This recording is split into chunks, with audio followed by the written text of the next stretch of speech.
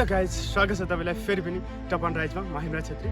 आज कुरा गर्नेछु कुनै पनि मान्छेको अवसर र एकदम चाहिँ सानो देखिन्छ तर लास्टमा रिजल्ट चाहिँ ह्युज मात्रामा चाहिँ आउँछ भन्ने कुरालाई आज जोड्नेछु। यदि तपाईँ यस च्यानलमा नयाँ हुनुहुन्छ भने च्यानललाई सब्सक्राइब गरी मिठो कमेन्ट छोड्नु चाहिँ नभुल्नु होला। सुरु गर्छौँ आजको भिडियो।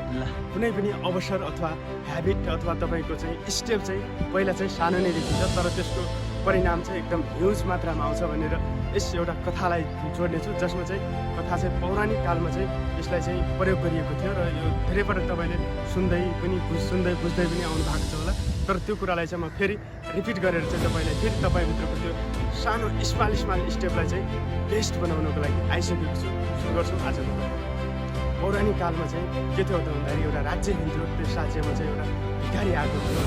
देख्दा चाहिँ भिखारी तर एकदम ज्ञानी ऋषिमुनि टाइपको आएको थियो र त्यसले चाहिँ एकदम राजा चाहिँ त्यहाँको चाहिँ रुड व्यवहार गर्ने र त्यसलाई चाहिँ एकदम मै हो भन्ने टाइपको चाहिँ त्यसको अहमता थियो र त्यसै क्रममा चाहिँ त्यो ज्ञानी मान्छे भनौँ अथवा उसको नजरमा चाहिँ भिखारी भएको मान्छे चाहिँ त्यहाँ आइपुग्यो र त्यहाँ आइपुगिसकेपछि तँलाई चाहिँ के चाहियो भनेर भन्दा चाहिँ त्यसले सोच्यो मलाई खासै त्यस्तो देख्न चाहिँदैन, त्यस्तो धनमाल चिजहरू त्यस्तो कुनै पनि चाहिँदैन, तर तपाईँले चाहिँ चेस खेल्नु हुँदो रहेछ होइन। त चेसको त्यो बोर्ड हुन्छ त्यो चेसको त 64वटा स्क्वायर हुन्छ। त्यो स्क्वायरभित्र चाहिँ तपाईँले मलाई चाहिँ चामलको एउटामा चाहिँ फर्स्टमा चाहिँ एउटा, सेकेन्डमा चाहिँ दुईवटा र त्यस्तै गरेर मल्टिप्लाई गरेर चाहिँ त्यसलाई डबल गरेर चाहिँ त्यसलाई 64वटा स्क्वायरहरू चाहिँ तपाईँले मलाई भरेर चाहिँ दिनुहोस् भनेर भन्यो।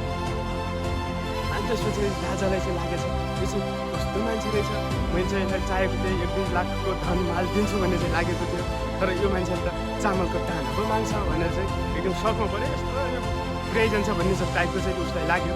तर त्यसलाई चाहिँ जब त्यहाँका सल्लाहकार मन्त्रीहरूले तिनीहरूलाई आदेश दियो अरू मान्छेहरूलाई, तब त्यो चामल ल्याउन सुरु गरे। कति जाला र तपाईँले पनि कस्तो लाग्छ? धेरै लाग्छ? तपाईँलाई एक बडी गाई एक बोरा लाग्छ अथवा कति लाग्छ? कति जस्तो लाग्छ तपाईँले? तर तपाईँको सोचभन्दा लिमिटभन्दा चाहिँ एकदम बियोन्ड चाहिँ तपाईँको यो नम्बरमा आउँछ।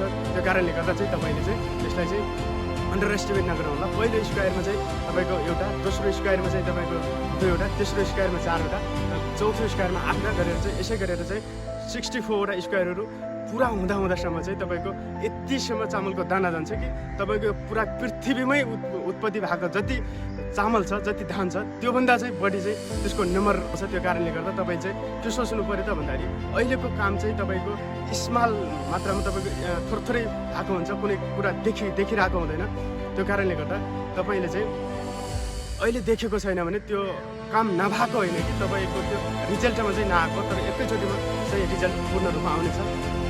त्यसैले एउटा सानो अवसर अथवा एउटा तपाईँको सानो ह्याबिटले पनि धेरै हदसम्म चाहिँ तपाईँलाई प्रभावित पार्न सक्छ भन्ने कुरा यस कहानीको मूल मर्म हो। र मोरल अफ द स्टोरी के हो त भन्दा तपाईँले कुनै पनि काम गर्दा सानो छ अथवा यसले चाहिँ के चाहिँ गर्छ होला त भन्ने टाइपको भन्नाले पनि तपाईँले गरेको हरेक पाइलाको महत्त्व हुन्छ। तपाईँको सफलता हुँदा चाहिँ तपाईँको लास्टको अन्तिम इक्जामले मात्रै डिपेन्ड गर्दैन, तपाईँको हरेक स्ट्रगलिङले हरेक कुराहरूले चाहिँ तपाईँलाई प्रभाव पारेको हुन्छ।